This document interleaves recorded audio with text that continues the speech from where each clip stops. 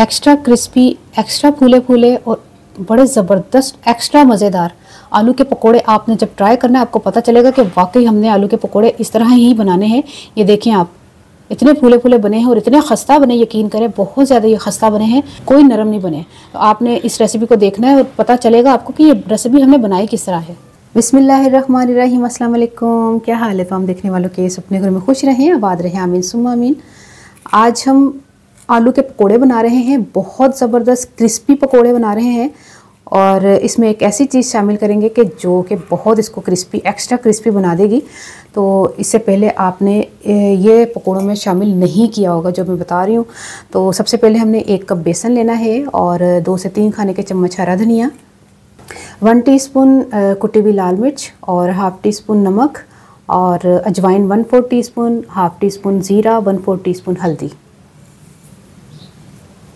नमक अपने टेस्ट के हिसाब से आप कम या ज़्यादा कर सकते हैं। फूड कलर ऑप्शनल है, इससे कलर अच्छा आता है इसलिए डाल रही हूँ। आप डालें नहीं डालें आपकी मर्ज़ी है। और ये है वो चीज़ जिससे इसके पकोड़े जो है आलू के बहुत ज़्यादा खस्ता बनेंगे। ये है 2 खाने के चम्मच सूजी। बिस्मिल्लाह। आपने देखा होगा कि गोलगप्पे जो है वो कितने खस्ता क्रिस्पी होते हैं, तो इसीलिए मैं कह रही थी कि मैंने तजर्बा करके देखा तो मुझे तो बहुत एक्स्ट्रा क्रिस्पी जब पकोड़े लगे तो मैंने कहा ये चीज़ इसमें डाल देते हैं और इसको हम आपके साथ शेयर करते हैं ताकि आप भी जो है जब पकोड़े बनाएं तो एक्स्ट्रा खस्ता जो है आपके पकोड़े बने। ये आलू वाले ख़ास तौर पे ये बहुत ज़्यादा मज़े के बनते हैं। बिस्मिल्लाह। इसको घोल लेते हैं अमेज़े को। ओहो, मैंने इससे घोलना था, इस पैचला से घोल लिया। साइड पे करा, ठीक है। और बहुत ज़्यादा बहता हुआ अमेज़ा नहीं होना चाहिए, थोड़ा सा।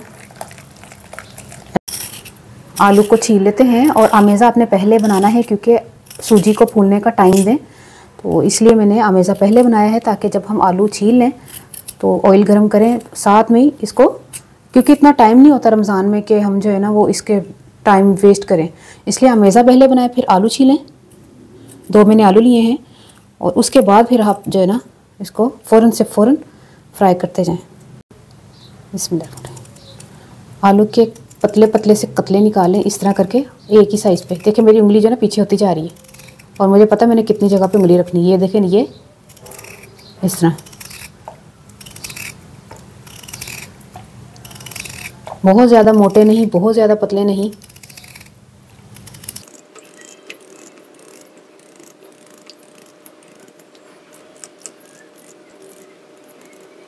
आलू का इतना पतला होना चाहिए, ना मोटे ना पतले, ठीक है। इसको अब छलनी में डाल दें पानी निकाल के।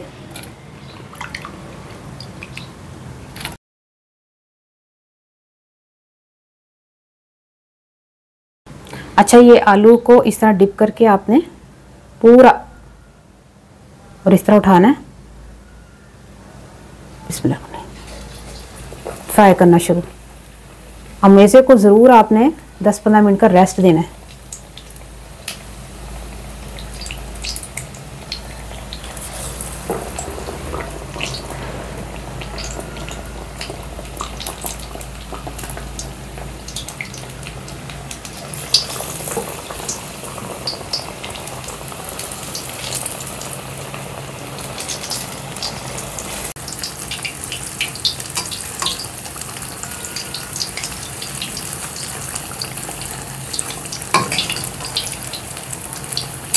देखिए कितने ज़बरदस्त ये पकोड़े बन रहे हैं और देखने में कितने खूबसूरत लग रहे हैं, फूले फूले क्रिस्पी जो है आलू के पकोड़े। इसी तरह आपने बनाने हैं और यकीन करें आपके भी इसी तरह क्रिस्पी बनेंगे, फूले फूले बनेंगे।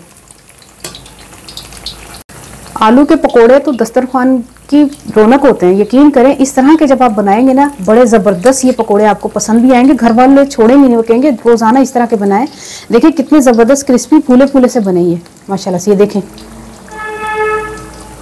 और इसी तरह आपने बनाना है, यकीन करें।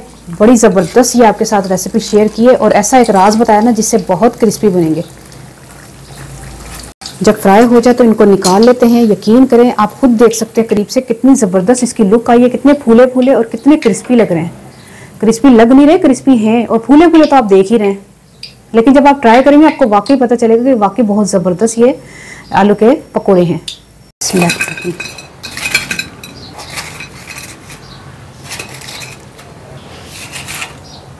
ये देखें आलू के क्रिस्पी खस्ता फूले फूले पकोड़े हमने तैयार कर लिए हैं और आपने ज़रूर ट्राई करना है। यकीन करें इसी तरह जब बनाएंगे तो फिर आप इसी तरह ही बनाएंगे। तो मेरी रेसिपी को आपने फॉलो करना है। उनमें पंजाबी सा कि मैं 2 आलू लेसन तो उन्होंने मैं बारीक बारीक कट लिया सी। उन्ना कटना है कि जिन्ना बहुत ज़्यादा ना पतला ना मोटा। तो विच मैं बेसन और नमक मिर्च हल्दी अजवाइन तो इस तरह का धनिया वगैरह पा के ना तो उस तो बाद मैं ये पाया सूजी। ठीक है, ਉਹਦੇ ਵਿੱਚ ਉਹਨੂੰ थोड़ी देर वास्ते रेस्ट वास्ते छड़ दो। उस तो बाद आलू के कतले आराम नाल तल लो।